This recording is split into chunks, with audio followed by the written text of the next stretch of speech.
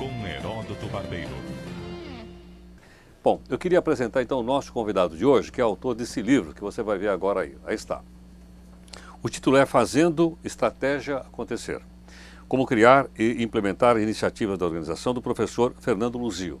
O professor Fernando Luzio já está aqui ao meu lado. Ele é professor de MBA da Universidade de São Paulo, portanto uma pessoa que tem larga experiência nessa área. Professor, muito obrigado pela gentileza da entrevista aqui. Muito obrigado. Professor Fernando, inicialmente eu gostaria de te perguntar o seguinte. A gente tem visto aí que as empresas estão preocupadas com a sua visão, missão e seus valores. Sim. Qual é a importância que tem a definição desses três temas para que a gente possa montar uma estratégia para uma determinada empresa? Perfeito. A missão expressa o grande propósito da organização. Qual é a grande finalidade, a grande contribuição que ela pode trazer para o mundo onde ela está inserida.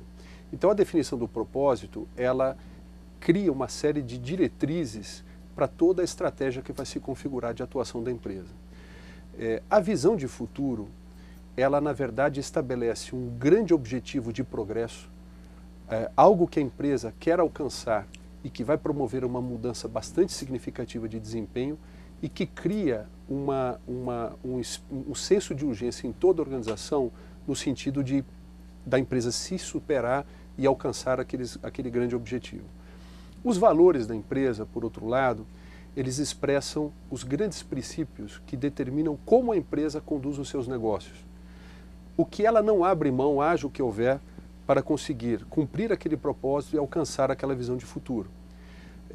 Os valores, então, nós costumamos dizer, inclusive, que eles acabam formando o chamado sistema imunológico da empresa, em que os colaboradores, incorporando aqueles valores e exercendo os valores no dia a dia, aquelas atitudes preconizadas pelos valores, eles criam uma blindagem da empresa contra a entrada de pessoas ou relações da empresa com públicos de interesse que fujam ao grande propósito da organização. Agora, professor Fernando, estou vendo aqui no livro Fazendo a Estratégia Acontecer. Será que as pessoas percebem isso? Será que o consumidor, o cliente, né, ele percebe quando a empresa tem essa preocupação de manter seus valores ou de divulgar sua missão e visão? Ou isso é uma coisa que fica mais na teoria, guardado para aquela plaquinha que a gente vê escrito lá na porta da empresa? É verdade. Essa é uma pergunta interessante. O consumidor percebe os valores da empresa na atitude das pessoas que são os chamados representantes da marca. Todos os colaboradores que atendem os consumidores, todos os funcionários, sejam via um call center ou através de um balcão numa loja, a maneira como ele se comporta diante das situações expressa os valores. Inclusive e principalmente diante de problemas. Pode me dar um exemplo? Não? Pois não. Imagina uma empresa, imagina você que vai, por exemplo, a um hotel e você chega no hotel e você, por acaso, tem algum problema num serviço que foi prestado pelo hotel. Seja ele uma roupa que foi queimada numa lavanderia, por exemplo, ou uma comida que foi entregue de maneira fora de um padrão esperado. Eu costumo dizer que o problema não é o problema, mas como a empresa lida com o problema. A maneira como a empresa reage à situação, por exemplo, e ela conduz uma solução para aquele problema, acaba expressando os valores da organização. Então, empresas em que a atitude do funcionário, por exemplo, não demonstra um compromisso em encontrar a melhor alternativa, em resolver aquilo da melhor forma, demonstram que a empresa não tem, por exemplo, um valor de comprometimento com seus consumidores. Então, a atitude das pessoas acaba expressando a maneira como a empresa pensa e como ela determina que os colaboradores ajam diante das situações positivas e negativas que vem enfrentar. Isso vale, por exemplo, para um supermercado que tem um grande estacionamento e aí alguém vai lá e quebra lá o carro do cidadão, aí ele vai lá conversar com o gerente do supermercado e diz, olha, eu não acredito no que o senhor está dizendo, o seu carro já chegou aqui quebrado, não fomos nós que quebramos o vidro do seu carro aqui. Sim, isso vale. Isso vale? Isso vale porque, na verdade, é a palavra do cliente versus a palavra da empresa. Nessas horas a empresa tem de fazer uma decisão de como ela quer se posicionar. Se ela prefere optar por tentar convencer o cliente de que, na verdade, o problema não é dela, ou se ela prefere encontrar uma solução, ainda que seja uma solução boa para ambas as partes. Não acreditar na palavra do cliente. Isso é uma forma, vamos dizer assim, de você se contrapor a um princípio de uma empresa? Sim. Na verdade, o que a gente costuma dizer é o seguinte, existem empresas de renome internacional, como o Ritz-Carlton, por exemplo, em que eles orientam aos funcionários para que eles sejam muito cuidadosos. É lógico que nem sempre o cliente está totalmente certo. Nós sabemos disso, embora toda a filosofia empresarial do mundo moderno seja em torno de acreditar ou de ensinar aos colaboradores que o cliente sempre estará certo, tem momentos em que o cliente ele se engana, ele comete enganos. Mas a empresa precisa tomar muito cuidado, porque quando ela não tem certeza de se ele está correto ou se ele está errado, ela precisa conduzir aquela situação de maneira a não demonstrar para o cliente que ela não acredita na palavra dele. Porque, de fato, a crença dela ou a maneira como ela confia no seu cliente já demonstra os valores da empresa. Sim. Posso entender aí, fazendo aquele aforismo jurídico, in dubio pro cliente? Essa é uma ótima, é verdade, é isso mesmo. Se houver dúvida, em prol do cliente. Prevalece a opinião do cliente ou a posição do cliente? Prevalece a opinião do cliente, exatamente. E, de qualquer maneira, o que nós costumamos dizer é que situações de conflitos desse tipo, por exemplo, levam a empresa a descobrir lacunas no seu serviço. Então, se algum problema aconteceu no estacionamento do supermercado, uma empresa que tem um bom processo, por exemplo, de gestão ali de alocação dos carros, de estacionamento, de orientação aos clientes e de verificação do estado dos automóveis na hora que ele deixa o carro, um bom processo evitaria esse tipo de constrangimento. Aliás, eu estou até lembrado, alguns desses estacionamentos, o carro até filmado.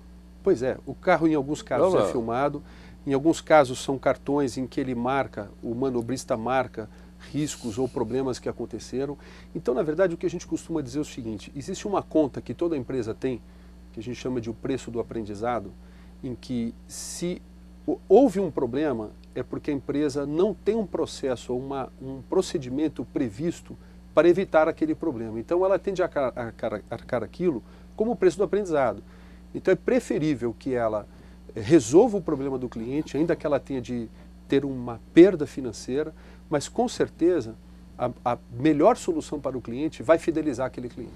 Professor Fernando, a Sandra manda uma pergunta aqui no e-mail, que é o mundocorporativo@cbn.com.br, sendo o seguinte, é comum funcionários jovens das chamadas gerações Y com grandes talentos não ficarem muito tempo em uma empresa.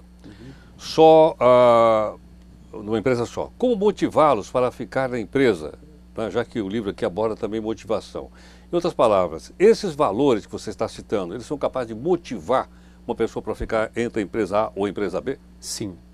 Os valores criam aquilo que nós chamamos de contrato emocional do colaborador com a empresa. E sem dúvida que essa geração Y realmente é muito difícil de reter.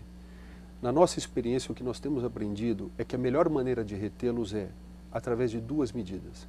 Primeiro, procurando dar a oportunidade para essas pessoas de deixarem uma grande contribuição. Então, o que essas pessoas querem é fazer parte de uma empresa com as quais elas se identificam, e a identificação com os valores, e com as quais elas possam realizar algo que seja muito prazeroso e fantástico para elas. Então, garantir que essa geração tenha a oportunidade de realmente fazer a diferença e deixar um legado dentro da empresa é o melhor que ela pode fazer para ela. Não é o salário, não? O salário, ele sem dúvida, ele é um fator importante, né? Não dá para não considerar. Mas dependendo, sem dúvida, também do nível social da pessoa, o salário pode ter uma influência maior ou menor.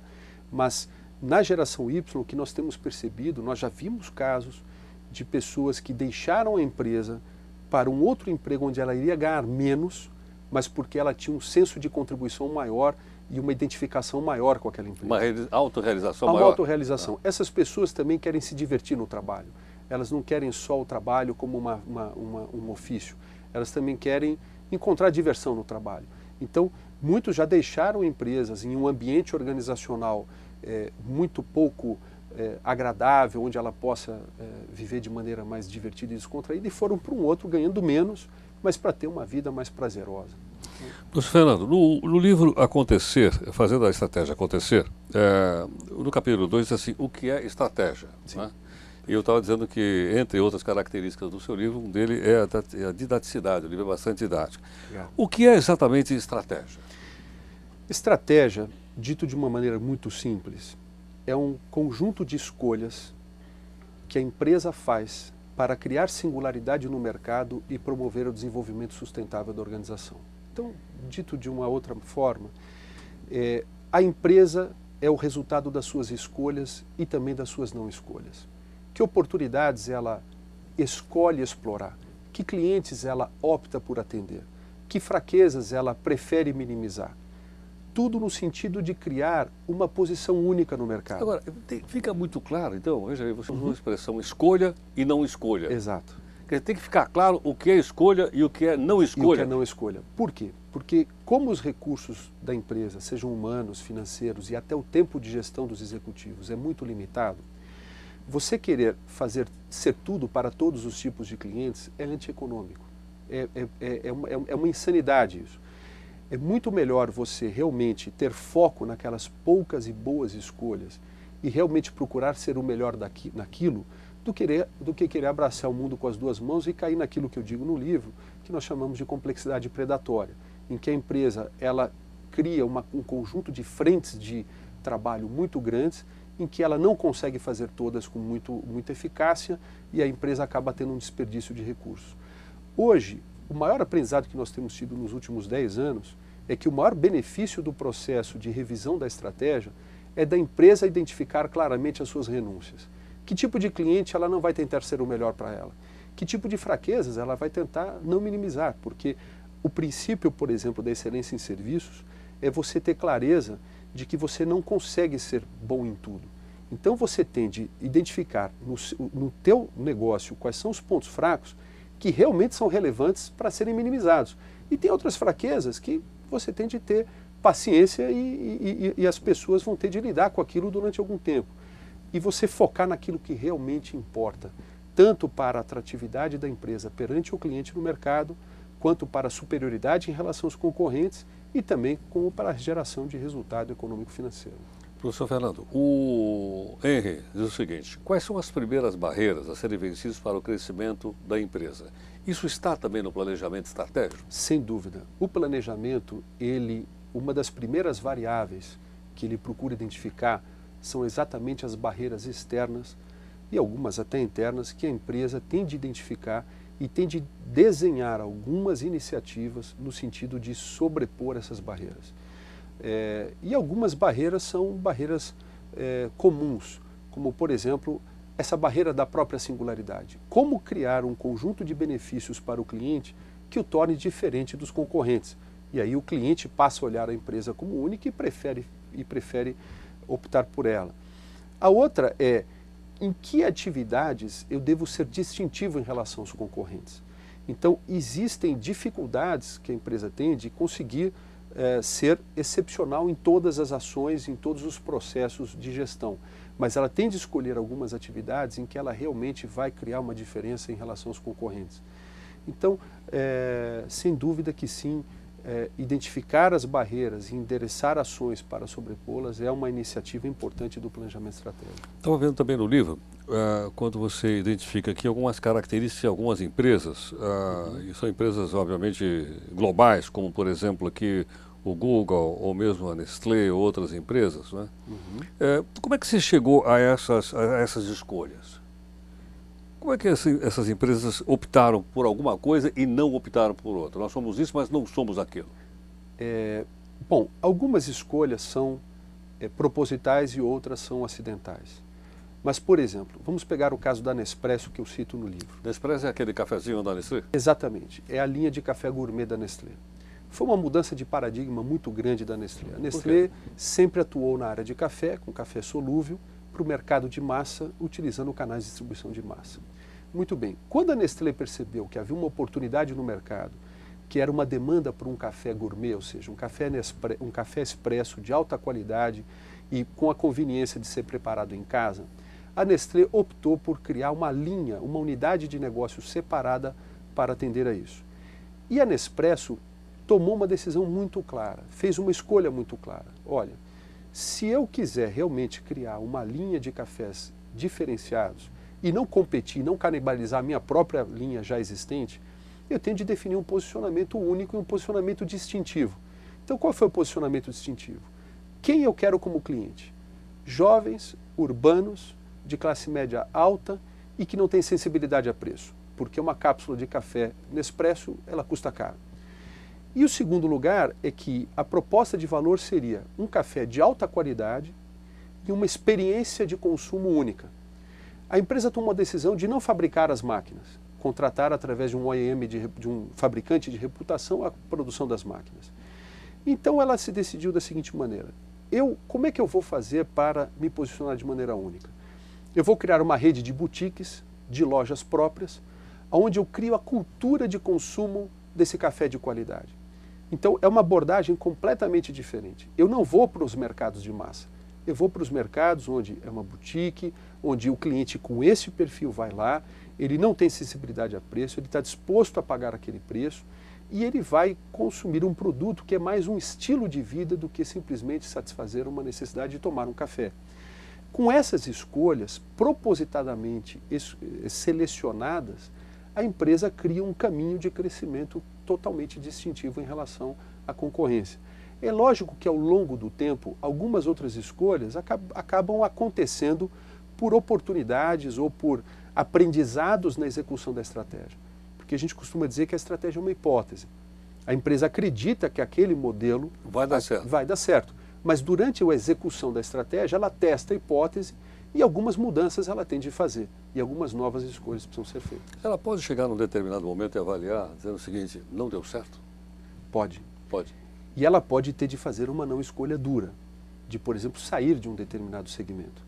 Então, exemplo, em 2001, nós fomos procurados por uma empresa que é a nossa cliente até hoje, que é a Bematec. É uma empresa líder, uma das maiores empresas do mundo, é uma multinacional brasileira de automação comercial. Em 2001, quando ela nos procurou, ela era uma empresa monoprodutora, o negócio dela era muito simples: fabricar mini impressoras e impressoras fiscais. Pronto. Esse era o foco do negócio. E como ela tinha esse grande produto, ela atendia vários segmentos de mercado. Ela atendia o micro, pequeno, médio varejo, ela atendia o grande varejo e atendia bancos, por exemplo, criando blocos impressores para equipar os caixas eletrônicos dos grandes bancos. Muito bem, só que o negócio de atender os grandes bancos e atender o grande varejo não era um negócio muito lucrativo.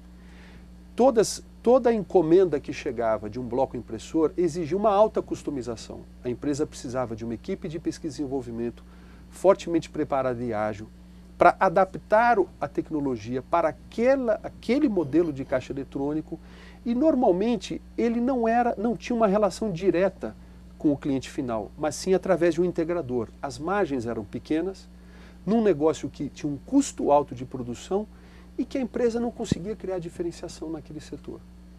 Num dia, num workshop de planejamento estratégico, os executivos da empresa tomaram uma decisão. Fizemos uma escolha errada no passado. Foi boa para nós até o momento, mas agora essa escolha para frente não faz mais sentido na estratégia. Vamos abrir mão dela. E a empresa tomou uma decisão de sair desse negócio e de se focalizar aonde ela conseguia realmente agregar valor: o micro, o pequeno e o médio varejo.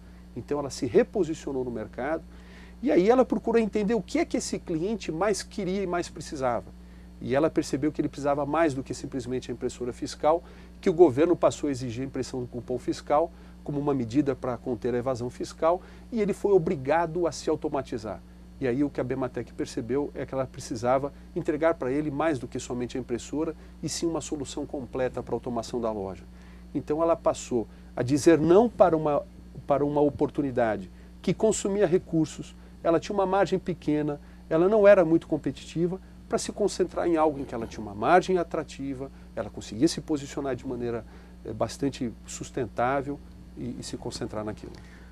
Professor Fernando, tem também uma outra pergunta aqui. A Solange pergunta o seguinte: qual é a relação que tem uma gestão estratégica de negócios da empresa com a gestão também estratégica de recursos humanos? E ela pergunta o seguinte: há ou não uma relação entre uma coisa e outra? Como é que isso pode ajudar dentro da empresa? Sem dúvida que há uma relação entre as duas coisas. Nós costumamos dizer que estratégia, a estratégia ela é composta de 4 grandes conjuntos de estratégias, na verdade, ou de elementos construtores. A base da estratégia é o que nós chamamos de capital humano e capital organizacional. Ou seja, dado que eu tomei uma decisão de que eu quero me posicionar de uma determinada forma, vamos pegar a Nespresso. A Nespresso tomou uma decisão, criou uma proposta de valor de um café de alta qualidade, vendido através de boutiques especializadas. Eu preciso garantir que eu tenho o capital humano e a cultura que seja consistente e adequada para dar suporte à estratégia. Tanto é que a Nespresso, a Nestlé, quando criou a Nespresso numa divisão, num prédio, numa cidade na Suíça, distante da sede da Nestlé tradicional. Ela tinha um diretor corporativo de recursos humanos separado da Nestlé para contratar profissionais com uma cabeça e com um estilo adequado para aquele tipo de negócio diferente. Então, o RH ele é um parceiro estratégico do negócio porque é ele quem ajuda a identificar quais são os pilares culturais mais adequados para aquela estratégia, como promover um ambiente organizacional adequado e escolher as pessoas que são consistentes com aquela estratégia. A 3M, por exemplo, que é uma empresa que se posiciona como única inovação. Um dos valores da 3M é a tolerância para os erros honestos. Como assim? Eu não tenho como criar um ambiente de inovação e de alta criatividade se eu puno as pessoas por terem dado ideias que não deram certo. Então, imagina você, o criador do Post-it, há anos atrás, aquele papelzinho de grudar. Quando ele trouxe aquela ideia de dizer o seguinte, olha, vamos investir alguns milhões num negócio que pode ser excelente para nós. Um papelzinho com uma cola que não, na hora de que você cola o papel num caderno, ele não vai arrancar a folha quando você puxar, e esse pode ser um produto fantástico. Se a 3M não tivesse abertura para receber ideias, por mais extravagantes que fossem, o Post-it nunca teria nascido. Isso aqui é uma coisa de maluco, né? É uma coisa de maluco. Agora, e se o Post-it tivesse dado errado? A tolerância ao erro honesto é o seguinte, se o colaborador trouxe uma ideia e ele percorreu todos os caminhos que a empresa de pesquisa e desenvolvimento necessários para se criar uma boa hipótese em torno daquele produto, se o produto não der certo, paciência, faz parte da vida, com toda empresa vive isso. Agora, imagine o desafio... Essa política não tolhe, então, a criatividade nem a participação dos colaboradores. Não. Pelo contrário, estimula. Pelo contrário, porque ele sabe que ele pode ousar. Se ele pensar fora da caixa e der errado, então ele vai ser perdoado por aquilo. Imagina o desafio que recursos humanos têm de trazer pessoas que não sejam autoritárias, que estimulem a criatividade, de trazer pessoas que, quando o colaborador erra, não punam o colaborador, criar um ambiente de estímulo à criatividade, criar um clima organizacional consistente com aquilo, criar políticas de recursos humanos adequadas. Por exemplo, a 3M teve de rever suas políticas corporativas.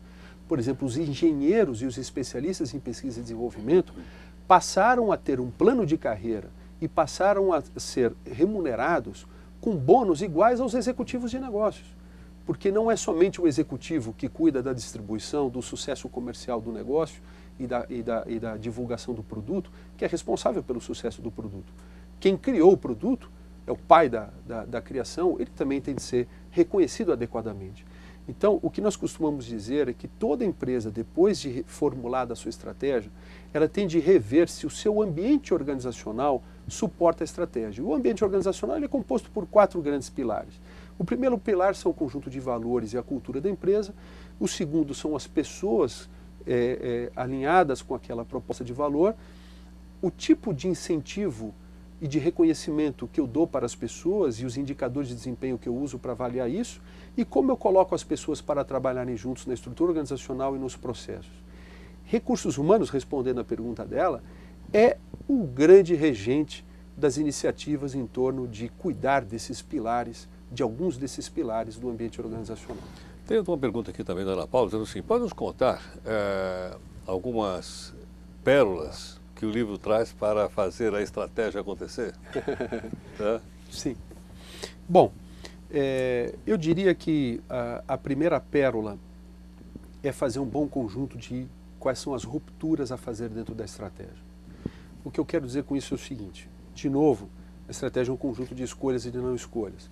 E a estratégia, a singularidade, ela só é alcançada através de rupturas, de saltos significativos que eu dou em algum tema do meu negócio. Então a primeira coisa é escolher quais são as rupturas, as batalhas que eu quero vencer. E o segundo passo é usar um método adequado para se formular o plano de execução daquela transformação. Só para eu entender, voltando no Nespresso, Tá.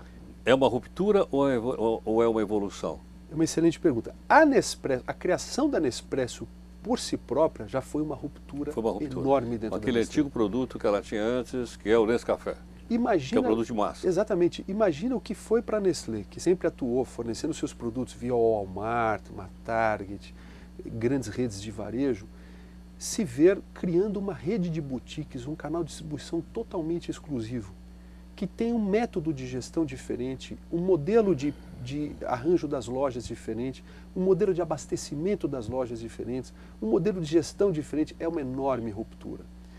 Então, isso é um salto. Os saltos da estratégia precisam ser bem dados. E o meu livro, justamente, ele propõe um método que ele tem dois grandes cuidados a tomar e são duas grandes pérolas que eu já digo para ela. A primeira é, você tem de desenhar este salto, este plano, usando uma equipe multidisciplinar. O que eu quero dizer com isso? Uma pessoa dentro da Nestlé não conseguiria sozinha, sem envolver outras áreas, ou seja, num debate multifuncional, multidisciplinar, ela não conseguiria identificar todas as grandes prioridades dentro desse plano. Então a primeira coisa é fazer o plano em equipe. E a segunda coisa é usar um método adequado.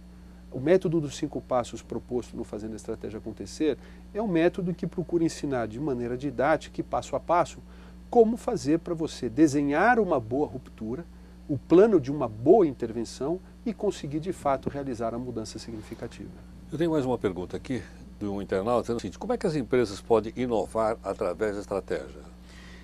Da seguinte maneira, o elemento central da estratégia é o que nós chamamos de modelo do negócio, que são as principais escolhas da empresa.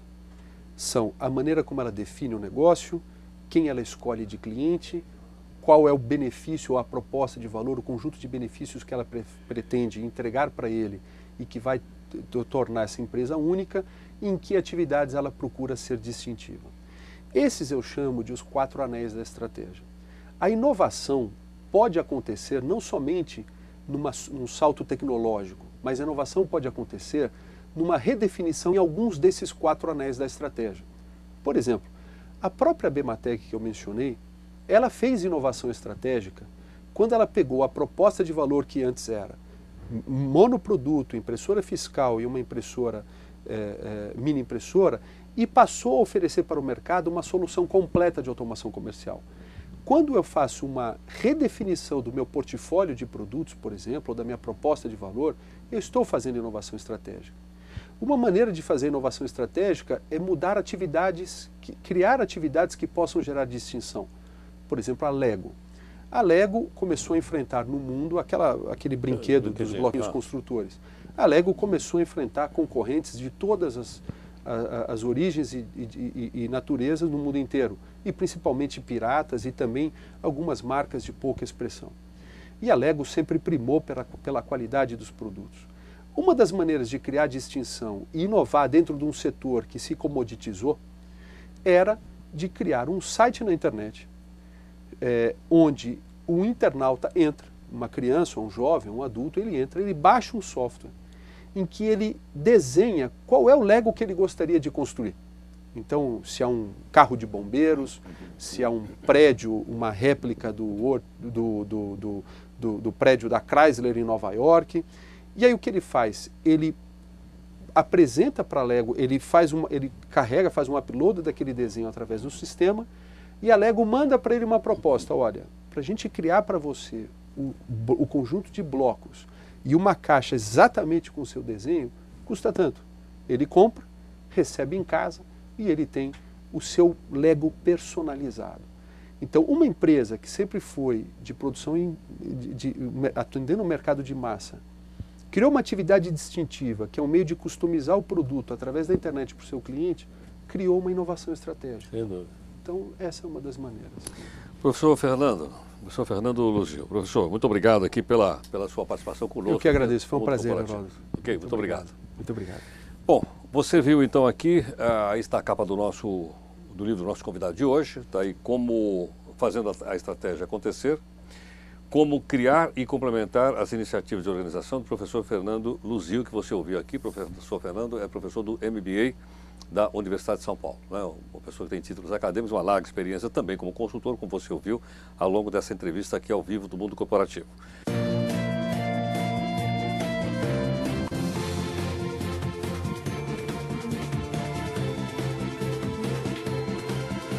Mundo Corporativo, com Heródoto Barbeiro.